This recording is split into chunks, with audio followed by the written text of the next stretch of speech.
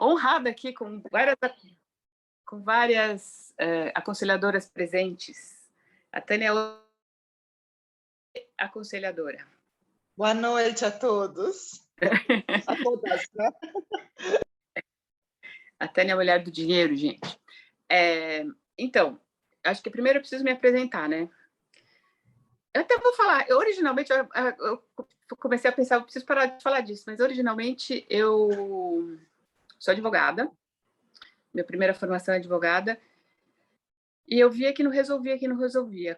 E, quer dizer, estava aquela crise que não satisfazia, né? E aí eu já estudava antroposofia, eu conheci a antroposofia na minha crise dos 28, que isso a gente pode falar depois, e comecei a estudar, e aos 40 eu resolvi fazer a formação de aconselhamento biográfico para ter mais um recurso para tentar resolver os conflitos, que essa acho que é meu grande mote, como resolver conflitos.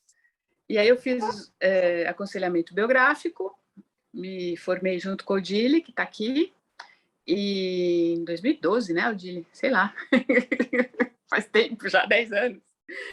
E aí, bom, a vida me deu alguns percalços, né, que sempre falam que você tem um teste que você precisa passar. E aí depois, em 2015, eu já conhecia as constelações desde 2000, mas só como participante. E eu ainda naquele Anfand também ainda continuar compreender um pouco mais como resolver conflitos, né? Porque eu via que também no aconselhamento biográfico ele é excelente, é um processo excelente para pontuar as questões. Eu até uma cliente minha do ano passado, ela falou assim, agora eu estou fazendo terapia e está sendo tão incrível, porque o aconselhamento em si não é uma terapia, né, um processo de autoconhecimento que eu diria até com viés espiritual, né? Quer dizer, então ele te dá uma clareza e uma amplitude, lógico que ele te ajuda em muitas coisas e muitas vezes só ele resolve, mas às vezes questões pontuais que você consegue identificar no aconselhamento biográfico precisa de um terapeuta, um psicólogo, acompanhamento psicológico, psiquiátrico, enfim. E aí eu fui para o aconselhamento, eu conheci as constelações familiares e soube que existia o direito sistêmico, que eram as constelações familiares aplicadas ao direito. Eu fiz uma pós-graduação, falei assim, vou fazer as pazes com o direito. Não deu certo. Participei de um congresso, até e falei assim, não, eu não quero mais isso mesmo, com certeza, mas a constelação ficou. Tem colega minha aqui da Brigitte, né, que depois dos Hellinger, que essa pós-graduação foi na Hellinger Schule, né, com a Inovari, com a própria Sofia, inclusive, né, o Bert ainda estava vivo, e aí eu conheci a Brigitte, que completou ou acrescentou mais na minha formação. Como eu sou uma pessoa muito inquieta, eu falei, então eu diria assim, que foi um pouco de uma compreensão mental, eu fui para uma compreensão energética, que eu posso dizer assim, que é a constelação, e fui cair na compreensão somática, eu fui para o corpo. Eu estou acabando uma formação em experiência, eu também estou agregando tudo, e tudo super se conversa, né? Quer dizer, o Steiner fala muito de karma, né? Quer dizer, e assim, hoje eu vejo que o trauma, que é a experiência somática, não sei se vocês conhecem, né, do Peter Levine, o trauma é o karma, quer dizer, é o que está parado no tempo, então que é o que precisa botar em movimento, né? Bom, como aqui tem a maioria consteladora, eu posso dizer que o aconselhamento biográfico está baseado na antroposofia do Rudolf Steiner, que é aquele fulaninho que está ali atrás, foi um presente de outra colega minha de formação, da Mônica, que fez aquele desenho à mão para mim, de presente, porque eu apresentei a biografia dele na formação. E o que é, no fundo, a antroposofia? A antroposofia, o que o Steiner traz, né, o que o Rudolf Steiner traz no começo do século passado, ele nasce no fim do século XIX e vai morrer em 1924. Então, no começo daquele século, que é um século do século passado, que é um século de muitas revoluções, né? Assim, a gente tem vários florescimentos filosóficos, né? E inclusive onde surge a psicologia, porque surge tanto Freud quanto Jung logo depois, né? Como também o marxismo, quer dizer, é um movimento de muito culturalmente rico, né? Tem o Círculo de Viena, tal, Wittgenstein, várias coisas assim. O Steiner, o que ele traz no fundo é esse enfoque. Eu sempre digo, essa leitura que eu faço dele, ele tinha essa angústia de conseguir explicar aquilo que ele via e ninguém mais via.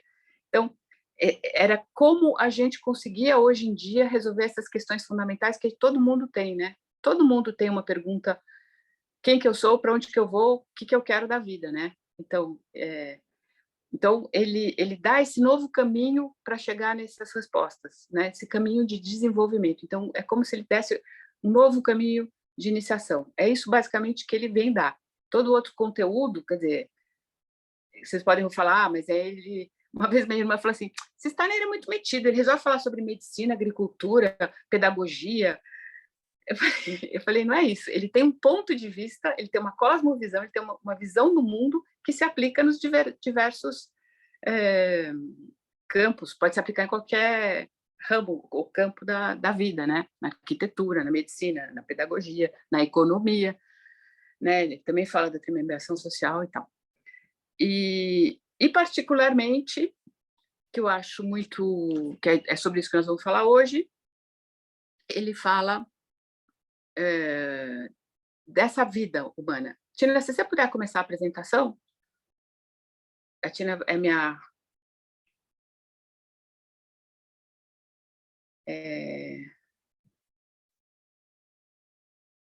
Pode passar? Então, pode passar.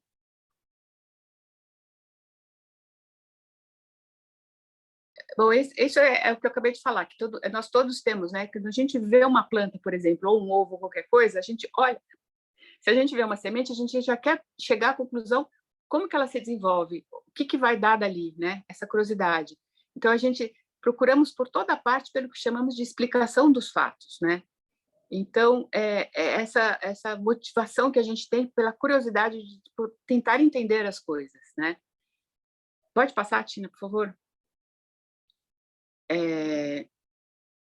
Então, e aí eu diria que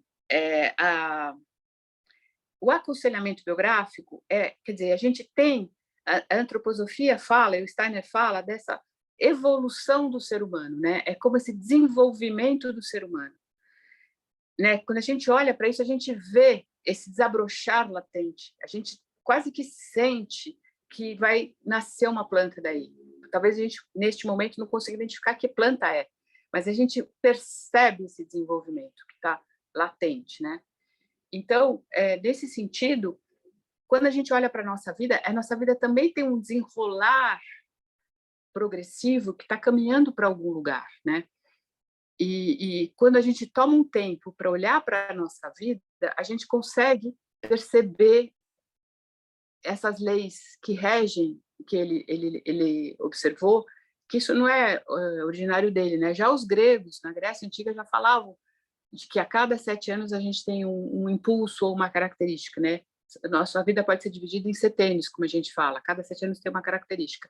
Mas então, o que eu quero pontuar aqui é que tem esse desenvolvimento, tá?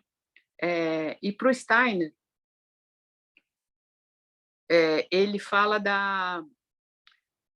que a gente é composto de, na verdade, 7 membros. Pode passar para o próximo, Tina, por favor?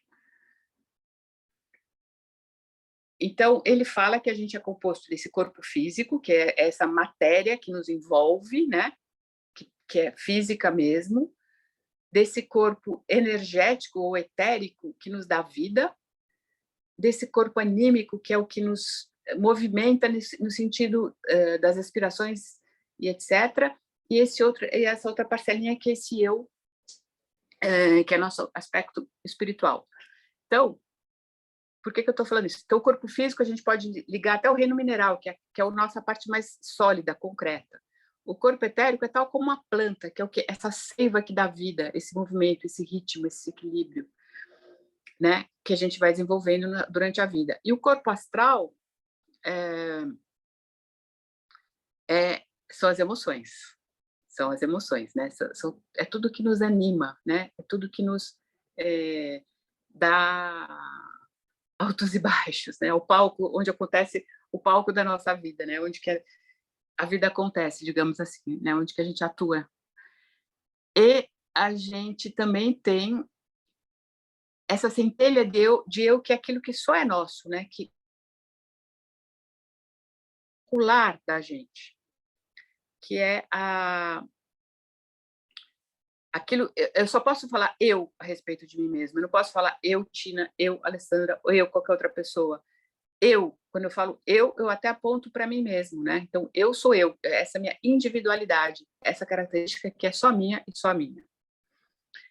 Então, esses seriam os 4 corpos originais que a gente vai desenvolvendo, né? Que a gente nasce com eles latentes e vai desenvolvendo durante a vida, e cada um tem uma característica, e cada um vai se desenvolvendo num determinado momento da vida. A gente vai ver isso em seguida. Mas a gente ainda tem os 3 corpos superiores que a gente precisa desenvolver, que é o nosso projeto, né, naquela coisa da evolução, que a gente tem que caminhar em direção a essa evolução, né? Que, próximo slide, por favor, que é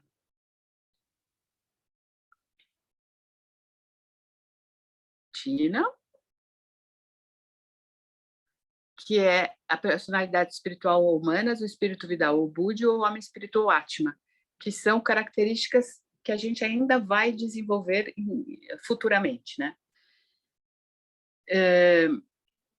Que hoje a gente, na nossa vida, corresponderiam, o que é possível a gente desenvolver é a alma imaginativa, a alma inspirativa e a alma intuitiva, tá?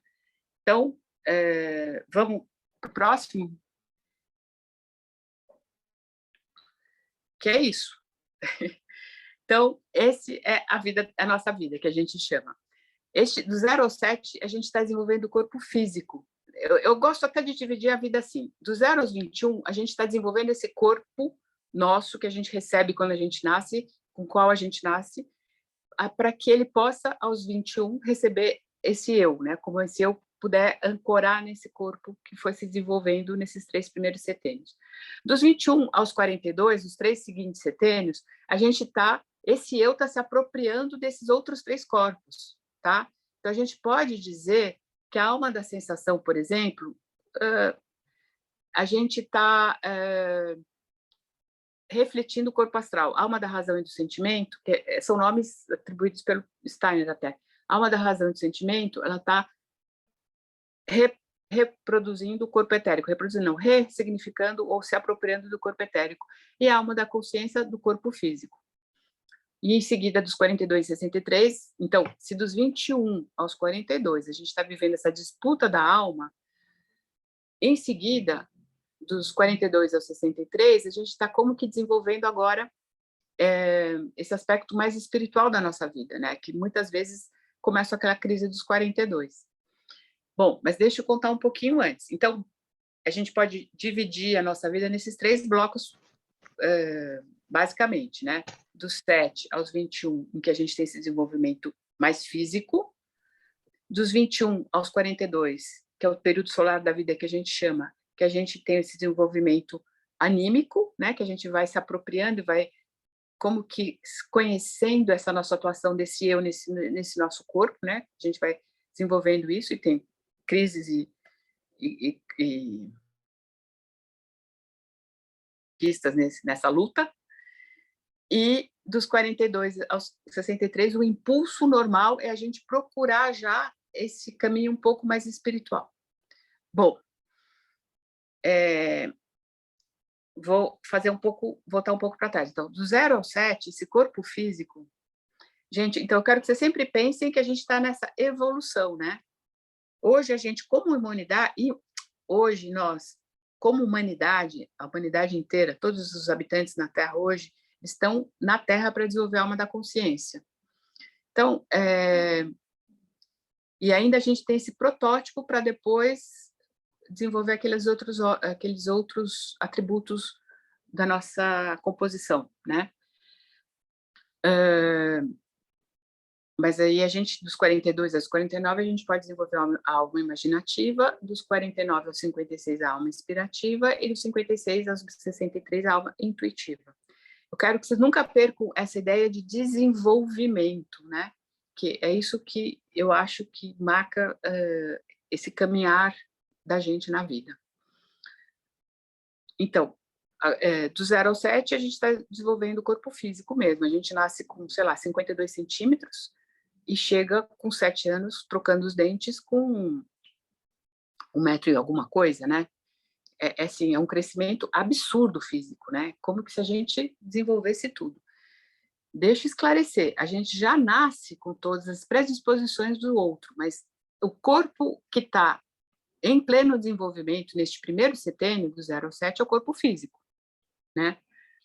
A gente ainda está aprendendo a andar, está aprendendo a falar, a gente aprende por imitação, né? Quer dizer, eu aprendo por imitação.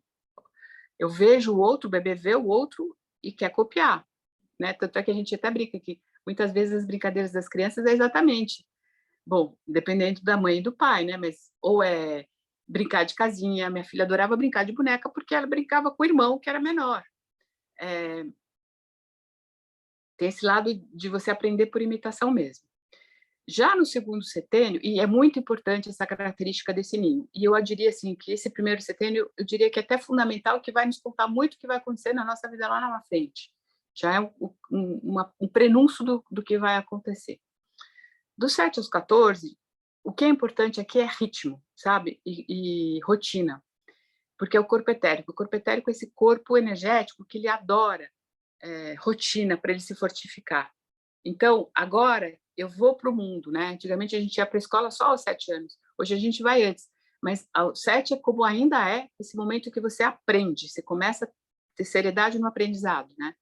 Até tem vários estudos antroposóficos dizendo que a antecipação desse aprendizado também não é muito legal.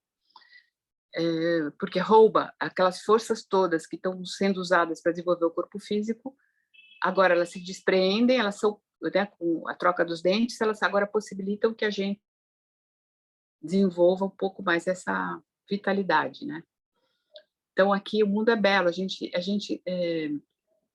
gosta muito da rotina, que isso nos fortalece. Aqui a gente tem um pequeno já sentimento religioso também, essa coisa de comemorar, celebrar, contato com a natureza, né? Quer dizer, eu admiro o mundo, né? Eu me encanto com o mundo.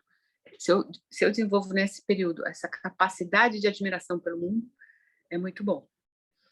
Bom, 14 aos 21 é a puberdade, daí começa a chegar as emoções, hormônio, né? Até fisicamente chegam os hormônios, e aí é aquela coisa assim, ou eu amo o mundo, ou eu odeio o mundo, e eu questiono o mundo. E eu questiono, todo mundo fala que o adolescente ele é um questionador por excelência, mas na verdade ele é um verificador, eu diria, porque ele quer constatar se o que ele está vendo é verdade, se corresponde. Então, a pior coisa que a gente pode fazer para um adolescente, por exemplo, é mentir, porque ele está checando se você é coerente com o seu próprio ato, você enquanto pai.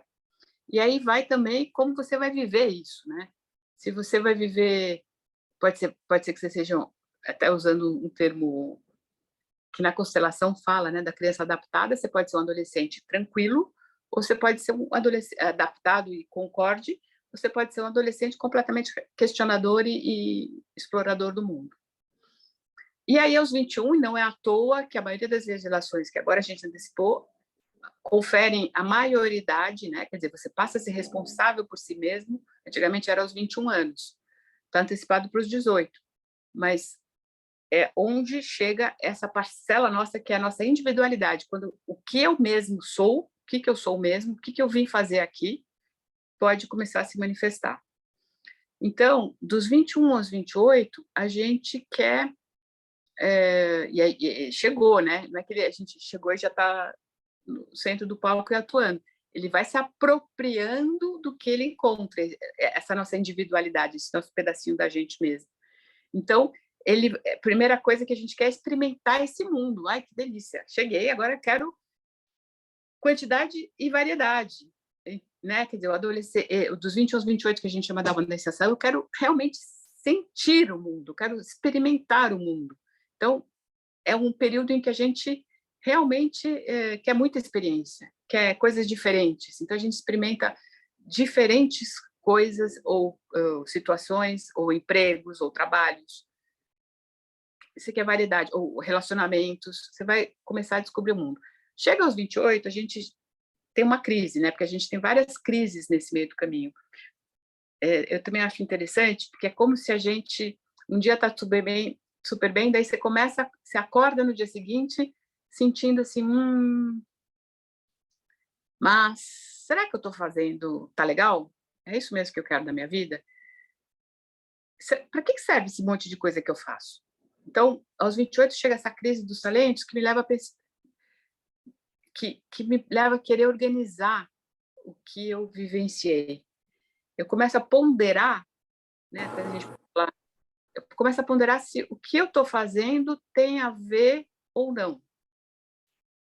Eu quero organizar, quer dizer, talvez eu já tenha casado, tenha tido filho, tenha constituído família, ou já esteja um pouco mais segura no trabalho, já tenho uma profissão, já sei o que eu quero fazer da vida neste momento. Então, eu começo a querer organizar. Então, eu quero começar a adquirir patrimônio, eu quero estabelecer como se fosse regras mesmo. E nesse período também, dos 28 aos 35, é como se a gente tivesse esse encontro com as dificuldades. É como se a gente tivesse essas batalhas contra essas adversidades, essas forças adversas, esses impedimentos, esses obstáculos que a gente encontra na vida. Mas é um pouco isso. Eu estou questionando e organizando o mundo. Em seguida, eu começo, daí eu chego aos 35, né? E dos 35 aos 42, passando por esse ápice da biografia, que é dos 31 aos 33, que é um período bem marcante. Dos 35 aos 42, é como se agora como eu já me apropriei, né? Eu já experimentei o mundo, já procurei compreender o mundo, agora eu escolho o que eu faço. É como se eu passasse a agir um pouco, a alma da consciência tem essa característica de que eu ajo em liberdade, quer dizer, eu escolho o que eu quero agir, como eu quero agir, né? A crise é essa. Eu estou agindo de acordo com o que eu quero fazer na vida? E vai culminar um pouco nessa crise dos 42, que que às vezes é bem um público da gente nas pessoas com asas. Mas é isso mesmo que eu quero fazer da minha vida, né? Eu estou fazendo o que eu vim fazer? Será que eu estou fazendo? Eu diria que assim, é um momento muito legal para fazer o biográfico nesse período, porque é olhar para a sua vida, nesse momento você pode olhar para a sua vida, você vê tudo que você já fez, tudo que você já conquistou, e se pergunta, eu vou até o fim da minha vida fazendo isso? Vou continuar fazendo isso? Aqui a gente também começa a ter assim, uma decadência física, né? A gente já não tem aquela vitalidade que a gente tinha, a gente já não tem aquela energia, né? Então, é como se agora o desafio fosse outra coisa. Começa uma inquietação que eu quero alguma outra coisa que eu ainda não sei o que é. Ou, então, eu também tenho esse questionamento do que eu vou fazer na minha vida. Eu atendo muita gente nessa fase, e achei interessante isso, mas pode ser uma questão pessoal de biografia. Eu, por exemplo, entrei numa crise com direito nessa época, questionamento biográfico. E, né, quer dizer, e confesso que a minha transição foi um pouco lenta, né, quer dizer, eu fiz, mas daí fiz a formação, direito é difícil você se desvencilhar de tudo, quer dizer, faz pouco tempo que eu falei, chega, agora eu não pego nada mesmo, eu paro de vez com direito. Mas essa crise, né, que a gente até fala que os homens, por exemplo, é um momento que também tem muita separação no casamento, porque você olha para o seu companheiro e fala, mas é isso mesmo? É ele mesmo? Né? E eles também olham para a gente, ou companheiro, a companheiro, enfim, não importa, e falam, você pode ficar apegado nesse corpo físico que você ainda quer ser jovem, então muitas vezes você quer perpetuar essa juventude quando o seu impulso é caminhar para outro lado. É como se nessa crise dos 42 você tivesse um impulso para o social. É como se você se abrisse para essa vontade de devolver para o mundo.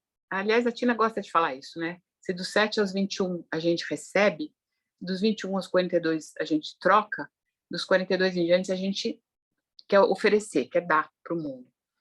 E dar para o mundo nessa fase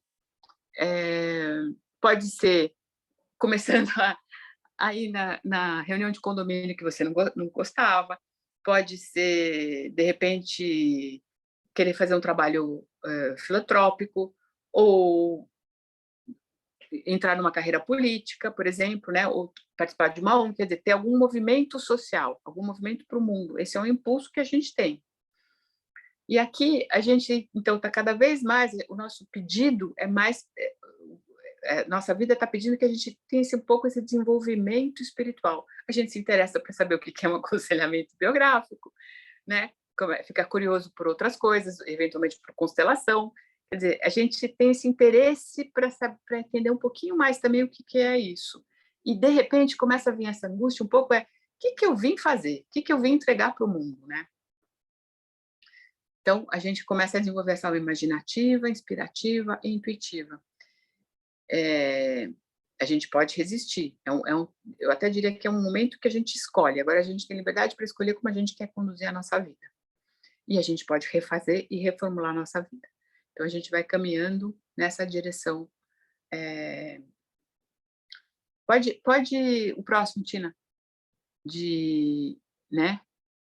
A gente vai, na aula imaginativa, fazer. Eu tenho as minhas respostas, essas perguntas todas eu começo a procurar e tenho essas minhas respostas dessa crise. Então, eu faço o que é essencial.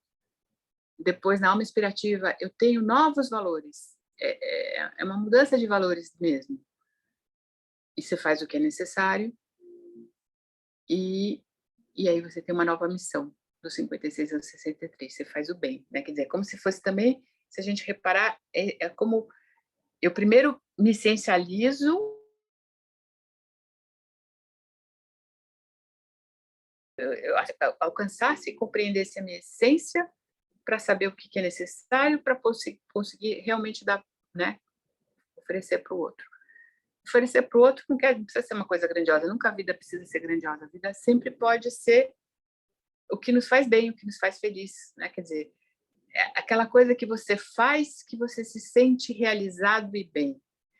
Às vezes, como a gente tem dificuldade de fazer isso, né? De saber o que é isso. Então, como eu estou falando, o aconselhamento biográfico, ele passar por essas leis e conseguir olhar em qualquer momento. Aconselhável que a gente olhe para a vida só a partir dos 28 anos, né? Porque a gente já tem essa experiência da gente mesmo, antes a gente não tem muita história, muita vivência, nos permite perceber os nossos padrões, os nossos talentos, as nossas qualidades, as nossas características. A gente começa a ter uma visão, a nossa vida nos conta, é como se ela, quase que autonomamente, parece que até sem a nossa própria influência, ela nos conduzisse para algum lugar, que a gente pode resistir e não querer fazer, ou a gente pode amorosamente acolher e corajosamente realizar essa nossa missão, né? O que a gente veio fazer no mundo. Então, para mim, o olhar para a própria biografia é muito bom, porque a gente consegue ver exatamente os nossos padrões, onde a gente enrosca muitas vezes, né? Onde a gente perde o foco, onde a gente desempenha maravilhosamente bem, né?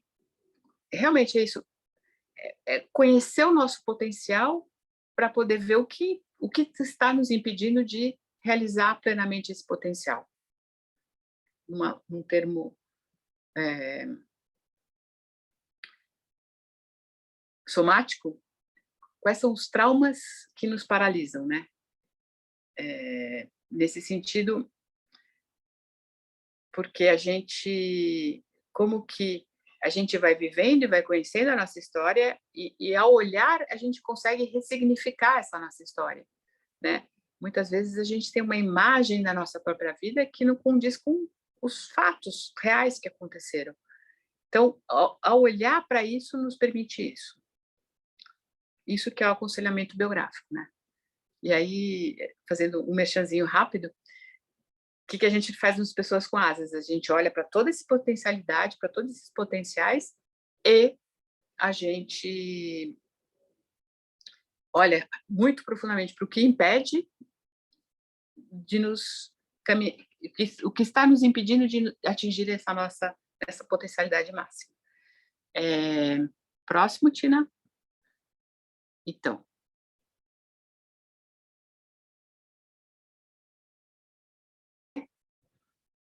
eu queria que, então, de novo, estou reforçando esse ponto, esse desenvolvimento, né?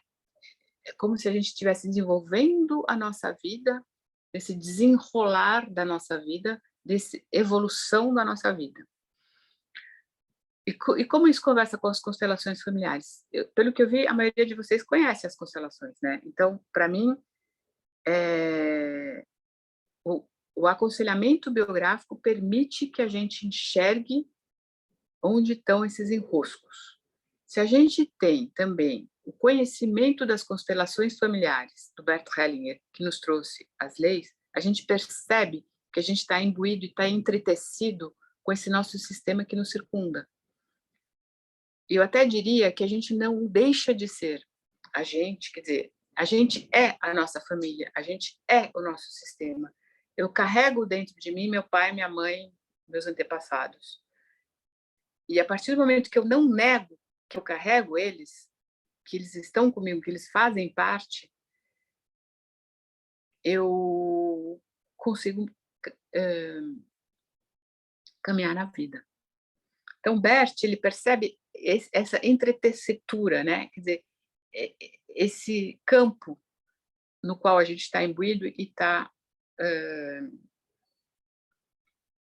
imerso e conectado e diria até vinculado, né? Então, o Bert traz essa ideia de equipe, vamos dizer assim, se a gente está olhando para essas abelhinhas, né? Quer dizer, a colmeia é um exemplo típico, né? Tem uma rainha, mas, enfim, ela funciona como um organismo só, um organismo social, né? Que é isso que a gente está imbuído. Então, e o Bert Hellinger, então, que peculiarmente nasce no ano que o Rudolf Steiner morre, ele tem uma história de vida, né? Ele foi soldado na Segunda Guerra, ele depois virou padre e tal, e ele começou a pesquisar e perceber exatamente algumas leis, algumas não, 4, né, basicamente leis, que regem todas as relações, todos os sistemas. Tina, pode ir, por favor? Que são, basicamente, as ordens do amor, né, como a Brigitte gosta de chamar.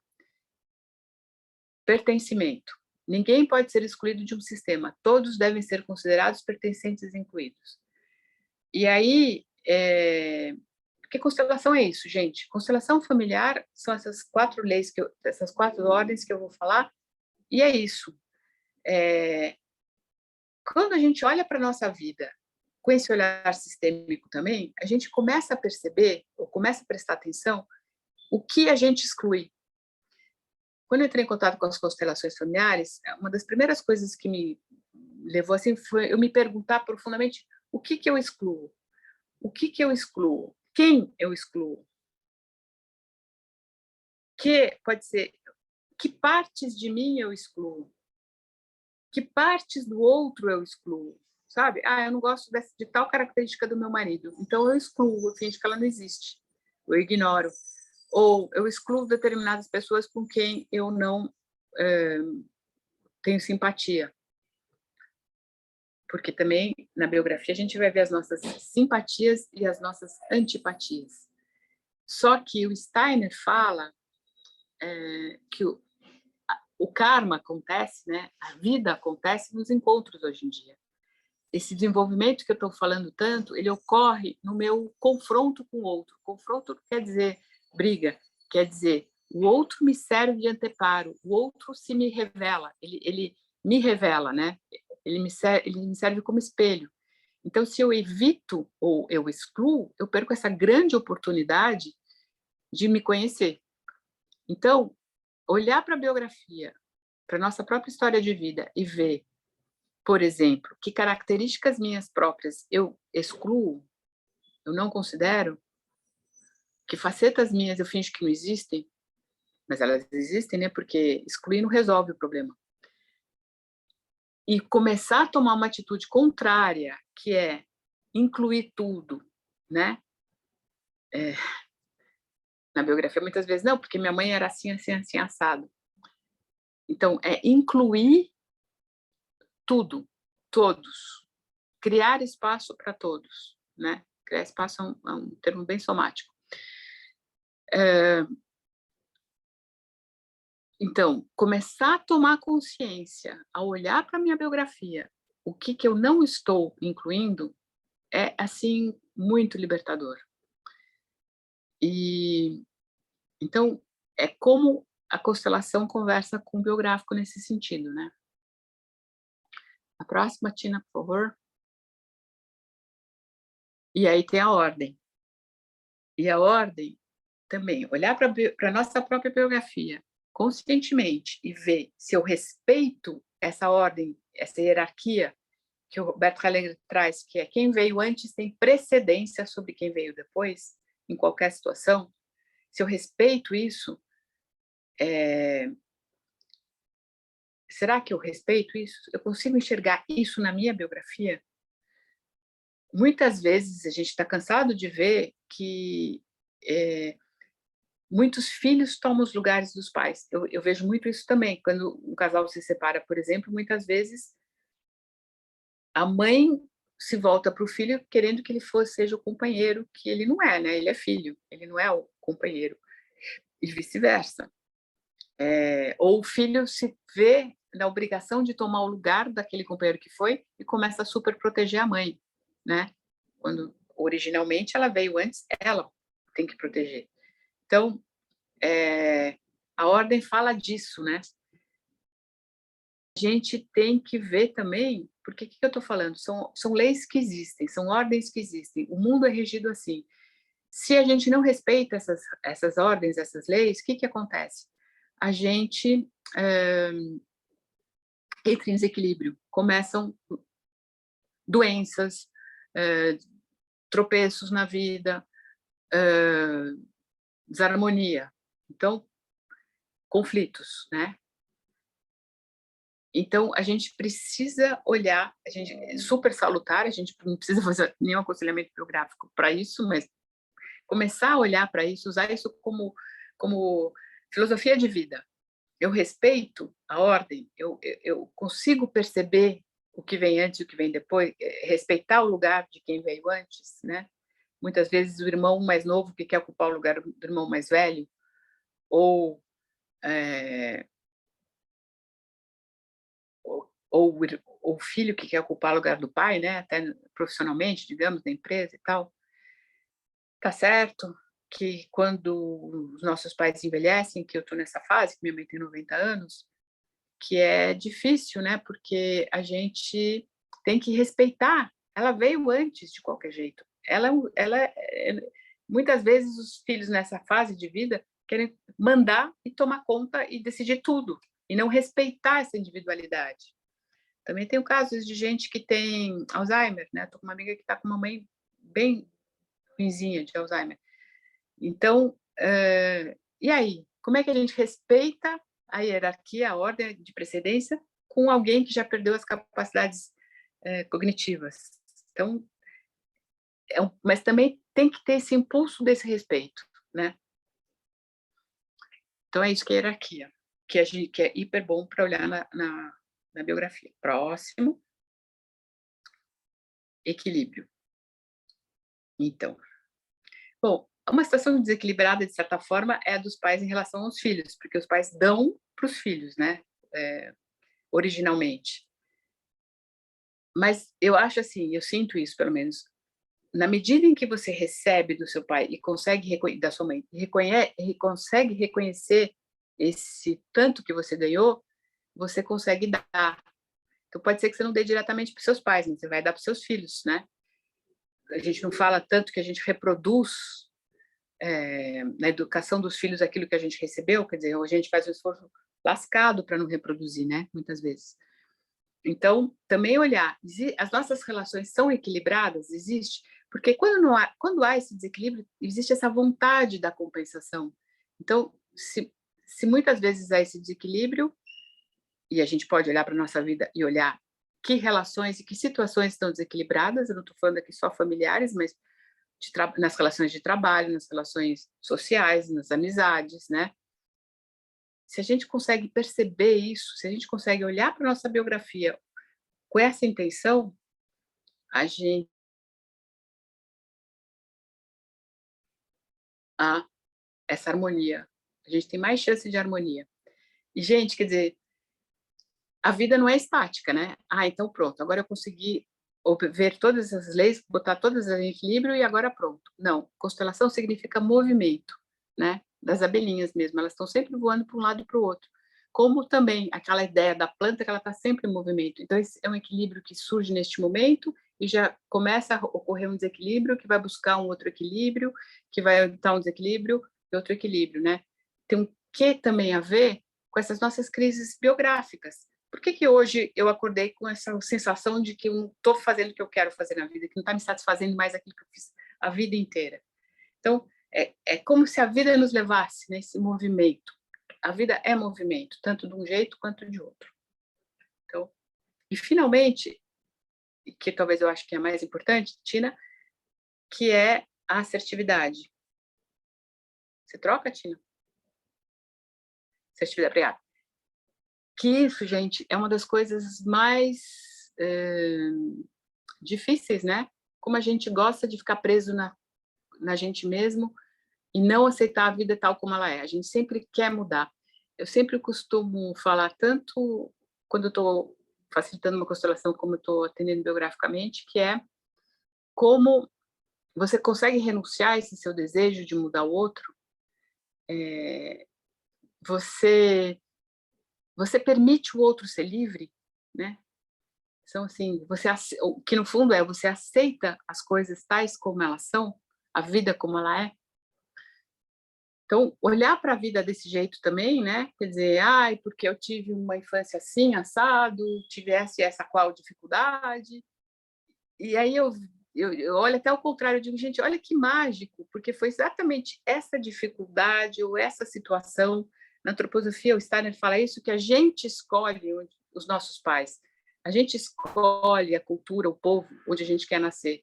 É como se a gente escolhesse pelo que a gente quer passar.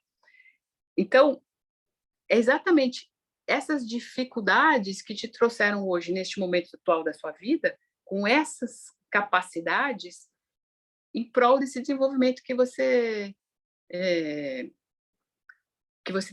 tá, esse potencial que você tem. Quer dizer, hoje você é a soma de todas as suas experiências. Então, aceitar a vida tal como ela ocorreu na sua vida, é isso.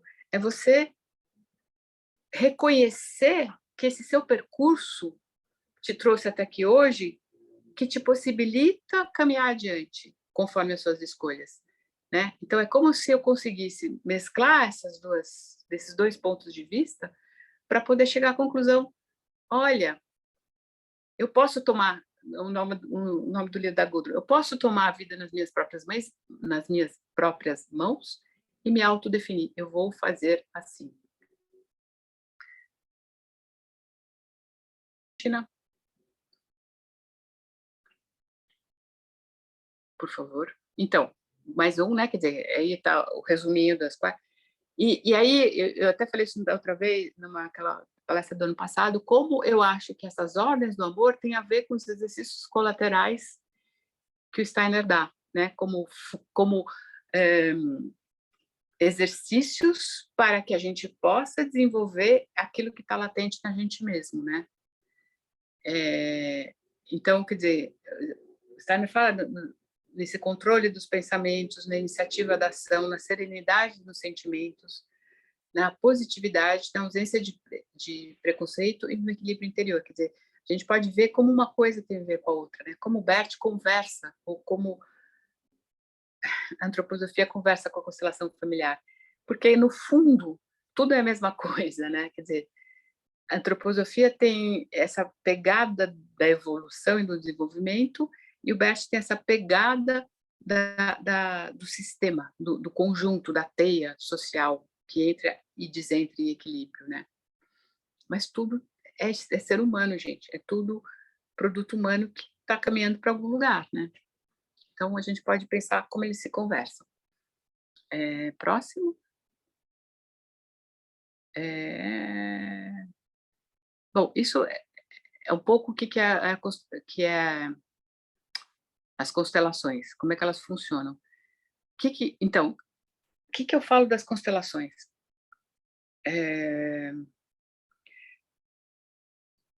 O aconselhamento biográfico, olhar para a própria biografia, é recontar a história da nossa vida. Então, a gente está conscientemente falando do que a gente lembra.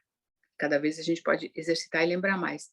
A constelação, porque como você acessa esse campo, né? Ela revela o que não está evidente aos olhos, o que não está visível. Ela é como se você permitisse que o que está invisível apareça, se manifeste e, se possível, se movimente, né? Quer dizer que o objetivo final da constelação é colocar em movimento o que está estagnado, o que está parado. Então, como é que a gente faz isso? Como é que eu faço isso? Tanto na biografia, a gente pode ver onde que existe essa paralisia, onde está preso, né? A gente está preso numa situação, a gente está preso numa crença, às vezes, ou enfim, e poder entender o que está acontecendo, conseguir que o campo manifeste o movimento que ele pede. Bert Hellinger, no final da vida dele, ele foi para as constelações espirituais. Tudo que ele falava muito antes, ele começou a não falar, né? Quer dizer, ele começou a só permitir que o campo se manifestasse e agisse. Então, o que a constelação faz é colocar em movimento o que está parado e o que a gente não consegue ver no primeiro momento. E muitas vezes a constelação dependente, assim como o biográfico também atua, a constelação atua independente de eu saber o que está acontecendo, que é uma força. O facilitador de uma constelação familiar, ele basicamente permite que o campo se manifeste, ele facilita, realmente é isso, ele facilita, né? Que depende desse centramento interno do facilitador. Da mesma forma, o aconselhador biográfico, ele também tem essa capacidade de apoiar a sua narrativa da sua história para que ela se manifeste, para que ela se apareça, né? De acolhimento mesmo. Então, elas se conversam nesse sentido. A gente, no programa Pessoas com Asas, ou até pode ser também na biografia individual, a gente faz exercícios sistêmicos. Em determinados momentos da biografia, quando a gente percebe, a gente já tem uma noção um pouco de onde estão os enroscos, digamos assim, onde estão essas paralisias, a gente faz exercícios sistêmicos para botar em movimento, né?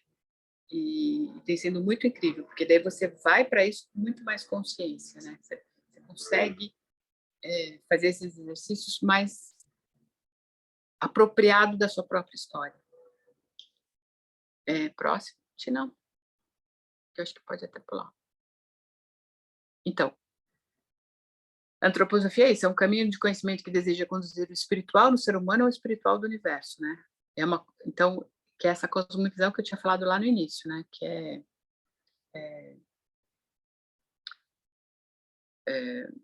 um jeito de olhar para o mundo e esse desenvolvimento do mundo.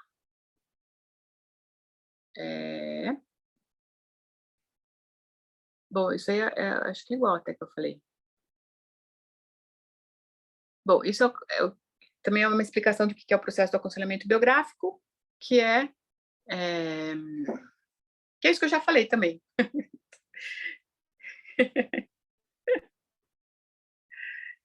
Ai, ai.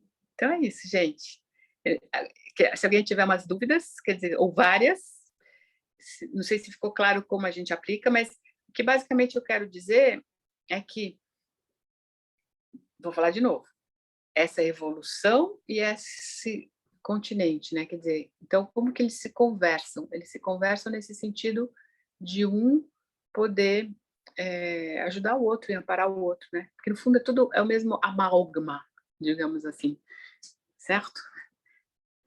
Bom, perguntas? Eu Dúvidas? vou só falar, então, eu vou parar de gravar agora, gente, para vocês ficarem bem confortáveis, tá? Agradeço e podem daí ficar bastante confortáveis.